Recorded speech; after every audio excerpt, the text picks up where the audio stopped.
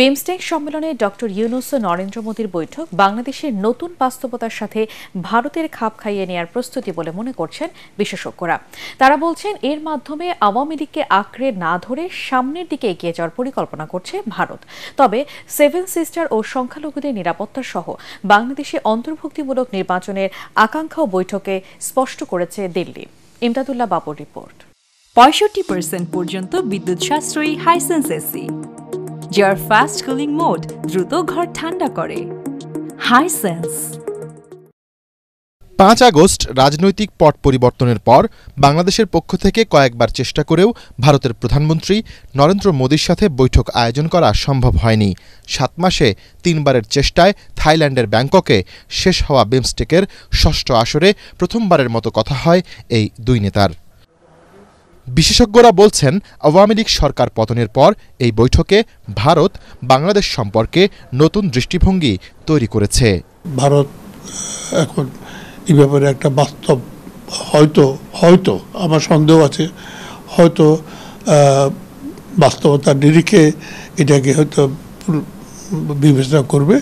তবে আমার মনে সন্দেহ আছে, এই জন্য ভারত এখানে দুটো কথা বলেছে। একটা কথা বলেছে যে বাংলাদেশে যে নির্বাচন হতে হবে ইনক্লুসিভ মানে হলো সব দলকে নিয়ে নির্বাচন করতে হবে। এটা বাংলাদেশের আভ্যন্তরীণ ব্যাপার। আমাদের দেশের নির্বাচন কীভাবে হবে সেটা অন্যরাদের বলার কোনো অধিকার নাই। যখন ভারতে ইলেকশন হয় আমরা কখনোই ব্যাপার করে আলোচনা করি না। সুতরাং এটা তাদের উদ্দেশ্য হলো আওয়ামী লীগ যেন এই ইলেকশন অংশগ্রহণ করতে পারে। সেটা আওয়ামী লীগের ব্যাপারে ভারতের ব্যাপার কেন হবে? ভারত কেন এটা চাইবে? এটা আভ্যন্তরীণ ব্যাপারে হস্তক্ষেপ। ভারত হস্টাইল থাকে তাহলে আমাদের দেশে কিন্তু স্টেবিলিটি থাকবে না। তাহলে কিন্তু আমরা গণতান্ত্রিক যে উত্তরের দিকে আমাদের বাধাগ্রস্ত হবে। সুতরাং আমরা এই পার্সপেক্টিভে আমরা এই মিটিংগুলো চাইছি। ভারত চাইছে এটাকে একটা পয়েন্ট স্কোর করার জন্য, সেটা কি বারবার সংখ্যালঘু ইস্যুটা তার সামনে নিয়ে আসছে। এর কারণটা কি? এর কারণ হলো এটা বিজেপি হলো একটা ধর্মীয় পার্টি এবং হিন্দু ধর্মের যারা ভারতের মেজরিটি হিন্দু, তারা এই দলকে যেন আরও বেশি ভোট দেয়, এই জন্য বারবার উনি বাংলাদেশের হিন্দুদের কথা বারবার সামনে নিয়ে আসছেন। যে চ্যাম্পিয়ন, যে আমরা হিন্দু ধর্মের চ্যাম্পিয়ন, যেখানে হিন্দুরা অত্যাচারিত হবে আমরা তার প্রটেস্ট করব, আমরা তাকে সুরক্ষা দিব। এটা ভারতের জনগণকে মেসেজ দেওয়া যে তোমরা বিজেপিকে সমর্থন করো। কারণ বিজেপির লোকসভার সিট এখন 240, একসময় 300-এর উপরে ছিল। সুতরাং এই চাইছি এখন কমিউনাল কার্ডটা প্লে করে তার আভ্যন্তরীণ রাজনীতিতে যেন সে তার দল বেশি লাভবান হয় এবং তার পরবর্তী ইলেকশনে সে যেন আরও বেশি ভোট পায়, লোকসভা আরও বেশি আসন পায়। এটি হলো তার মেন উদ্দেশ্য। এই দেখা আবার হয়তো করতো না। কিন্তু দ্বিতীয় সিগনিফিকেন্ট হলো আন্তর্জাতিক ক্ষেত্রে সুপরিচিত ব্যক্তিত্ব। উনি বারবার দেখা করতে চেয়েছেন, দেখা করতে চাইছে না। এটা একটা বিশ্বের নজরে রেখেছে। দিল্লিতে 150 দূতাবাস আছে দিল্লিতে, তারা ওয়াচ করছে। এখানে প্রায় আপনার 60-70 দূতাবাস এখানে আছে, তারাও নজর রাখছে। বারবার চেষ্টা করছে বাংলাদেশ দেখা করার জন্য, একটা শান্তি রক্ষা করার জন্য, স্টেবিলিটির জন্য। ভারত দেখা করছে না। সুতরাং ভারত এটা বিশ্বে বদনামের যেন রক্ষা করার জন্য এই সময় করছে। হ্যাঁ, আমরা দেখা করেছি, আমরা আলাপ করেছি সম্পর্ক উন্নয়ন করার জন্য। এটাও একটা ব্যাপার। ভারতের কিছু উদ্বেগের বিষয় আছে, যেটা ভারত আমাদের সাথে সরাসরি কথা না বলে মিডিয়ার মাধ্যমে বলছে। আপনি লক্ষ্য করবেন যে গত 6-7 বার ভারতের মিডিয়া কীভাবে বাংলাদেশ সম্বন্ধে অপপ্রচার করেছে। আবার রাষ্ট্রীয় পর্যায়ে বা আমেরিকান প্রেসিডেন্ট থেকে আরম্ভ করে সব পর্যায়ে বাংলাদেশের সম্বন্ধে এটা খুবই খারাপ ধারণা দেওয়া হয়েছে যে দেশের সংখ্যালঘু হিন্দুরা খুব চরম বিপদে এখানে আছে। তো যাক, এনিওয়ে পরে এই মিটিং যেটা কালকে হয়ে গেল ব্যাংককে, লাস্ট মুহূর্তে, এর আগ পর্যন্ত তারা রাজি হয়নি এবং তাও হাফ অ্যান আওয়ারের জন্য, কারণ এরপরে উনি শ্রীলঙ্কা চলে যাবেন। এনিওয়ে এই মিটিংটার গুরুত্ব এখানেই যে প্রথমবারের মতো সরাসরি দুই শীর্ষ নেতা যার যার উদ্বেগের জায়গাগুলো সামনাসামনি কথা বলতে পেরেছে। বাংলাদেশ বলেছে যে শেখ হাসিনাকে ফেরত দিতে হবে, সে ওখানে বসে বাংলাদেশের বিরুদ্ধে অপপ্রচার করছে, বাংলাদেশের পরিস্থিতি অস্থির করার চেষ্টা করছে। এটা করতে পারেন না। আপনি একটা দেশে বসে আর একটা দেশ সম্বন্ধে আপনি এটা পড়তে পারেন না, সেই দেশের দায়িত্ব হলো এটা না করা। যেমন তারেক রহমান লন্ডনে বসে যখন বাংলাদেশ সম্বন্ধে কথা বলতো, হাসিনা বারবার এটা প্রতিবাদ করতো। লন্ডন ব্রিটিশ হাই কমিশনারকে ডেকে বারবার বলেছে, তোমার দেশে বসে আমার দেশ সম্বন্ধে খারাপ কথা বলছে, উস্কানিমূলক বক্তব্য দিচ্ছে। এটা ভিয়েনা কনভেনশনের বিরুদ্ধে এটা যায়। ঠিক তাই হাসিনা করছে। এখন ভারত চুপ। ভারত প্রধানমন্ত্রী যেটা বললেন, যে শব্দগুলো ব্যবহার করছেন, এগুলো কিন্তু তার আগেও ব্যবহৃত হয়েছে। পররাষ্ট্র সচিব যখন এসেছিলেন ঢাকায়, তিনিও কিন্তু প্রায় এই শব্দগুলো ব্যবহার করেছেন। তারা একটা গণতান্ত্রিক বাংলাদেশ দেখতে চায়, তো সে তো আমরাও দেখতে চাই। এটা নিয়ে তো আমার মনে হয় কোনো মতদ্বৈততা নাই। তারা একটা স্টেবল বাংলাদেশ দেখতে চায়, সেটা আমরাও দেখতে চাই। একটা স্থিতিশীল বাংলাদেশ সবাই তো চায়, কারণ এটার সাথে আমাদের জীবন জীবিকা জড়িত। আপনি একটা তারা কি বলা যায় প্রগ্রেসিভ বাংলাদেশ দেখতে চায়, তো আমরা তো প্রগ্রেসিভ বাংলাদেশ আমরাও চাই। আমরা একটা ওপেন বাংলাদেশ চাই, সকলের জন্য উন্মুক্ত একটা বাংলাদেশ চাই, প্রগতিশীল বাংলাদেশ চাই। বাংলাদেশে গত আন্দোলনের সময় আপনি মেয়েদের পার্টিসিপেশন দেখেছেন, তো বাংলাদেশের প্রগ্রেসিভ চেহারা দেখতে চান, তো ওখানে আমি ওখানে আহ্বান করব যে ওই ভিডিওগুলো একটু দেখেন, তাহলে বুঝতে পারবেন যে মেয়েরা কত পরিমাণে অগ্রসর হয়ে আসছে বাংলাদেশে। তো কাজেই আমরাও প্রগ্রেসিভ চাই, ইনক্লুসিভ সমাজ তো আমাদেরও প্রয়োজন, আমরাও চাই।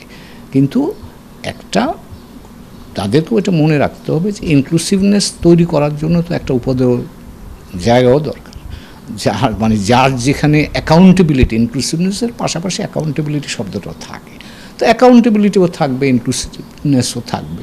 তো কাজে সেখানে আমি তাদের এই মতের সাথে দ্বিমত করার মতো জায়গা পাচ্ছি না।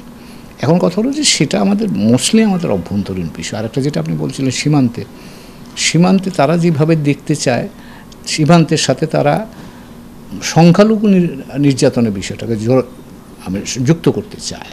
তাদের ধারণা যে সংখ্যালঘুরা বাংলাদেশে অত্যাচারিত হয়ে ভারতে যাচ্ছে, এটা কোনো বাস্তবতা আছে? হয়েছে। আমরা অগাস্টের প্রথম দিকে আন্দোলন যখন তুঙ্গে, তখন কিছু ঘটনা ঘটেছে।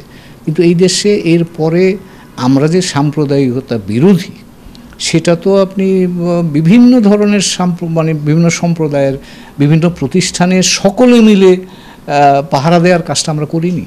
এবং তারপরে কি কোনো সাম্প্রদায়িক ঘটনা ঘটেছে এখানে? তো কাজে এই বিষয়গুলো তাদের মাথায় রাখা দরকার। তাদের প্রত্যাশা আছে, আমাদেরও প্রত্যাশা আছে, এবং আমরাও চাই, সেটা আমাদেরই প্রয়োজন, আমাদের দরকার। কাজে আমি মনে করব যে বাংলাদেশ পরিবর্তিত হচ্ছে। ভারত এই উপলব্ধিটা যদি করে, তারা পজিটিভলি এনগেজ থাকতে চায়, কনস্ট্রাকটিভলি আমাদের সাথে কাজ করতে চায়, আমরাও তাই চাই। কারণ আমরা দুই পক্ষই যদি পজিটিভলি কনস্ট্রাকটিভলি এনগেজ থাকি, তাদের লাভ আমাদের দুই পক্ষেরই। সেটা যদি না হয়, তাহলে তাদের সমস্যা, আমাদেরও সমস্যা। কারণ আমরা ভৌগোলিকভাবে এমন জায়গায় অবস্থিত, একজন আরেকজনকে ছেড়ে থাকা মুশকিল।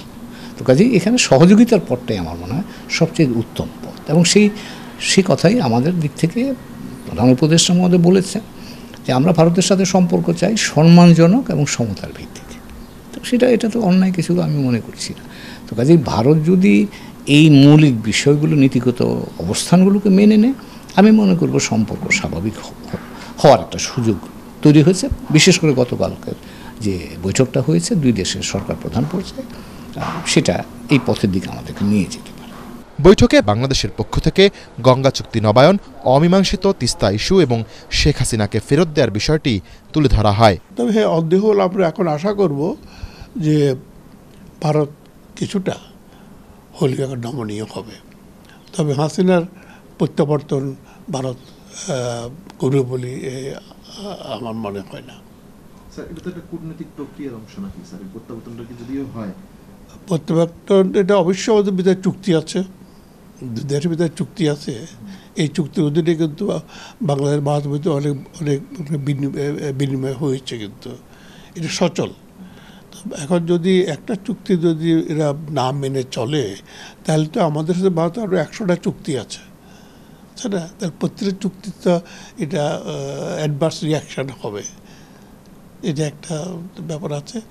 আর যেহেতু জাতিসংঘের হিউম্যান রাইটস কমিশন একটা রিপোর্ট দিয়েছে হাসিনার উপরে, তার সময় দেশে কী অবস্থা হয়েছে এবং তার মূল হোতা ছিল শেখ হাসিনা, তো ওইসব মিলিয়ে তো India is not in a very comfortable position, তাই না? তো এখন তবে ভারত দেখবে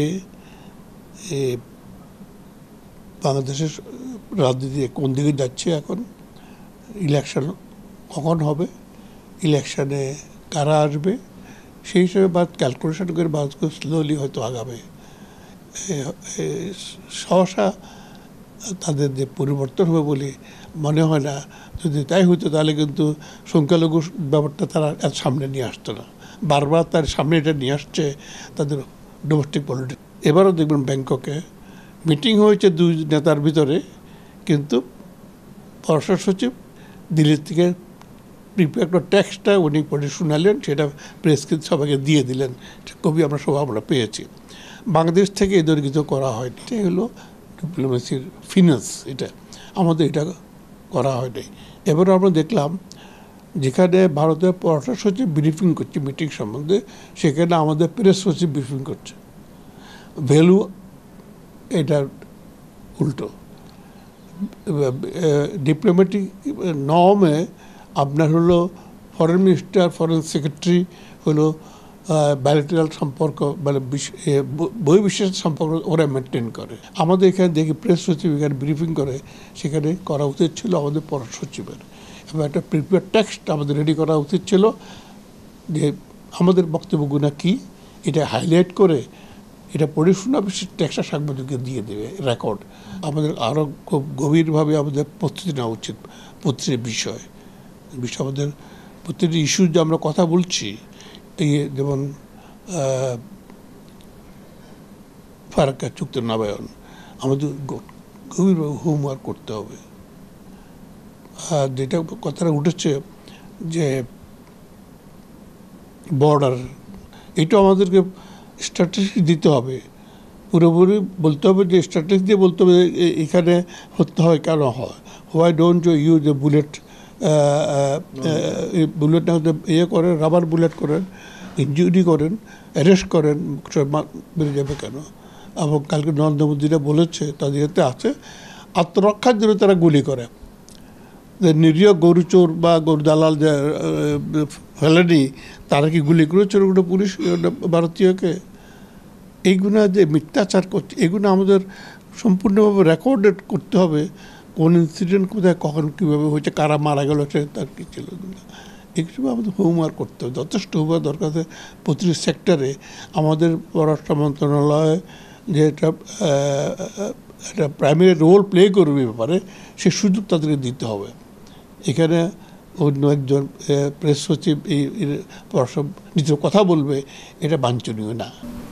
দুইটা বিষয় ওখানে এসছে যে তিনি ওখানে বসে যেসব বক্তব্য দিচ্ছেন, যেগুলো বাংলাদেশের অভ্যন্তরে জটিলতা তৈরি করছে, এটা বন্ধ করার জন্য তিনি অনুরোধ করেছেন ভারতের প্রধানমন্ত্রী। আর বাংলাদেশের দিক থেকে বলা হয়েছে যে তাকে আমরা চাই। এখন সেটা তো আমরা সরকারিভাবে নোট ভার্বাল দিয়েই ভারতের কাছে অনুরোধ করেছি, এবং সেটা আইসিটিতে যে মামলা চলছে সেই মামলার প্রয়োজনে চাওয়া হয়েছে। তবে যেহেতু প্রধানমন্ত্রীর বিষয়, তো এখানে তো আইনি বিষয় থাকবে, রাজনৈতিক বিষয় থাকবে, তো সেই বিষয়গুলো আমার ধারণা এখানে সিদ্ধান্ত গ্রহণের জায়গায় আসবে। আমাদের দিক থেকে আমাদের যেটা চাহিদা, সেটা আমরা তাদের সামনে উপস্থাপন করেছি সর্বোচ্চ পর্যায়ে, এবং তাদের দিক থেকে সিদ্ধান্ত তারা বিভিন্ন বিষয় বিবেচনা করে সিদ্ধান্ত নেবে। ঠিক একটা গণতান্ত্রিক ব্যবস্থার বাইরে তারা আর কিছু বলেননি, সেটা আমরাও চাচ্ছি। বাংলাদেশে তো আমরা তো গণতন্ত্রের জন্যেই গত আন্দোলন হয়েছে। তো কাজে এখানে আমার মনে হয় যে এটা নিয়ে আলাপ আলোচনা হয়তো আরও হবে বাংলাদেশ ভারতের মধ্যে দ্বিপাক্ষিকভাবে, তখন একটা সিদ্ধান্ত হয়তো আসা যাবে। এ অবস্থায় প্রধান উপদেষ্টা ডক্টর মোহাম্মদ ইউনূস ও প্রধানমন্ত্রী নরেন্দ্র মোদীর মধ্যকার আলোচিত বিষয়গুলো নিয়ে ভবিষ্যৎ আলোচনার জন্য পররাষ্ট্র মন্ত্রণালয়ের কূটনৈতিক প্রস্তুতি জরুরি বলেও মনে করছেন বিশ্লেষকরা। ইমদাদুল্লাহ বাবু, ATN বাংলা, ঢাকা।